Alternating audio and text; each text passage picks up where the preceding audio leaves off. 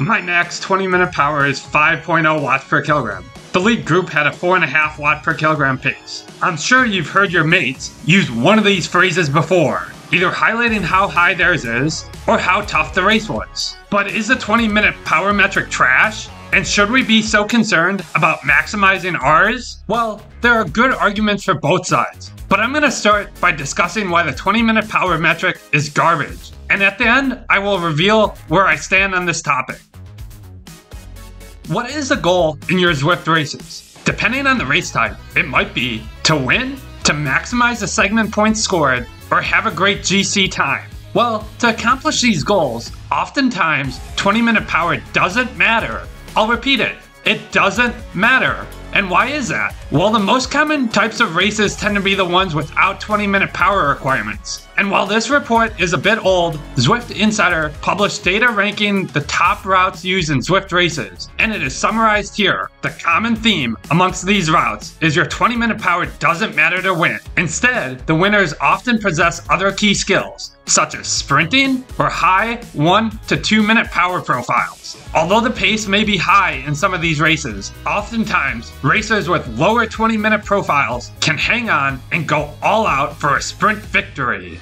As many of us compete in the Zwift Racing League, we know the races include scratch and points races. To be successful in points races, you don't need a high 20-minute power. Based on 0L Season 1, you needed either 1. Be good at sprinting and do it over multiple segments, or 2. Be good at shorter 2 to 5 minute climbs. The longest sustained segment in 0L Season 1 was the Temples and Towers route, Temple Climb. For the A's, the fastest time was just over 5 minutes. And for the D category, it was just over 8 minutes. And the 0L Season 2 is expected to be more of the same, with the longest climb segments being Foxhill, a bit over 5 minutes of effort, and the Skur Summit, about 1.5 kilometers in length. All these segments require either explosive, fast twitch muscles, or VO2 max efforts. I know what you are thinking though, but if the pace is so high that I get dropped before these key segments, I won't be able to grab any points. Well, you are partially right, but let's consider the likes of Jasper Philipsen,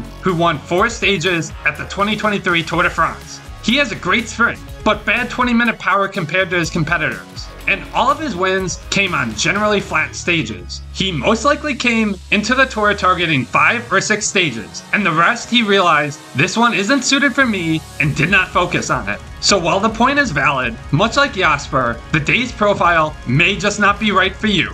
To end this point, I will just add that to my memory, 0L has only incorporated one true 20-minute effort, and that was 0L 2022 Round 1 with the Climbers Gabman. So overall, this series and many others do not require huge efforts to be successful.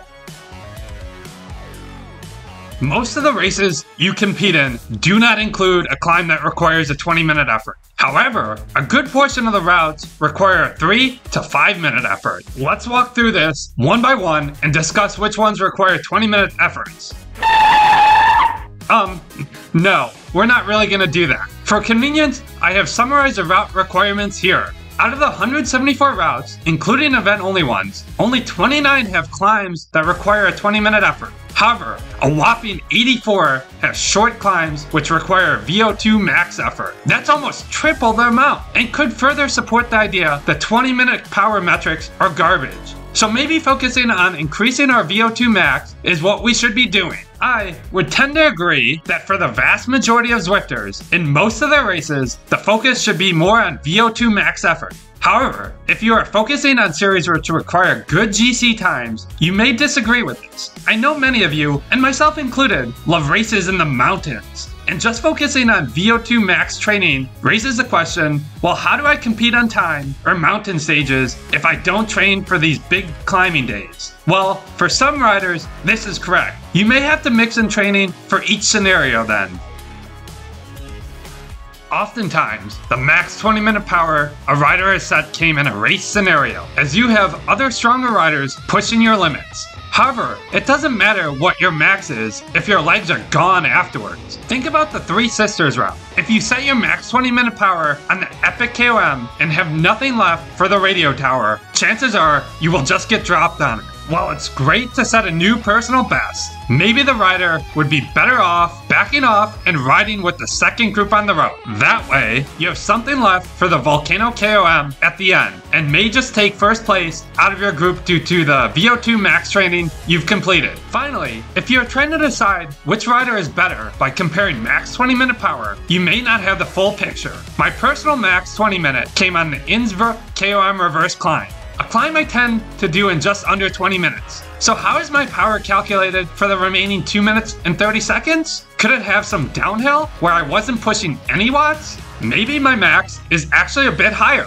In addition, what happened to me on the second climb? Well, I was completely out of gas for it and was hurting all the way to the finish line. If I simply compare my max to another rider, they may have set theirs under a very different scenario. Maybe they went all out for the first 20 minutes of Alpe d'Huez and cracked exactly at the 20-minute mark. This would not result in an apples-to-apples comparison. While it's true that setting a max 20-minute may result in no gas left in the tank and an imperfect comparison between riders, I could also argue tons of counterpoints, such as it's a key metric to decide many races, as many riders perform well simply by having a strong 20-minute power. Also, there are plenty of routes which end on big climbs, so it won't matter if you have nothing left at the end. Next, if you don't maintain contact with the lead group, you have no chance of winning. And finally, in individual time trials, it will likely correlate to your outcome. All these are valid support for the metric. Before I reveal if I think the 20-minute power metric is overrated, I've left 2 comments below. One saying, my mates talk about 20-minute power too much, and another saying, 20-minute power is awesome. Whichever camp you are in, please give that comment an upvote, and we can let the polling decide the outcome. My feeling is the votes will reflect what type of routes each individual prefers, but let me know if that's not the case. After highlighting all the pros and cons, I feel that it is an overused metric and have voted for option 1. Although I'm truly somewhere in the middle, please vote for whichever way you lean more. While I still believe it is a vital tool, I believe it should not be the end-all be-all for judging riders' capabilities, as I know many riders who perform better than me in ZRL or different series that have a lower 20-minute power than myself. Thank you for joining me.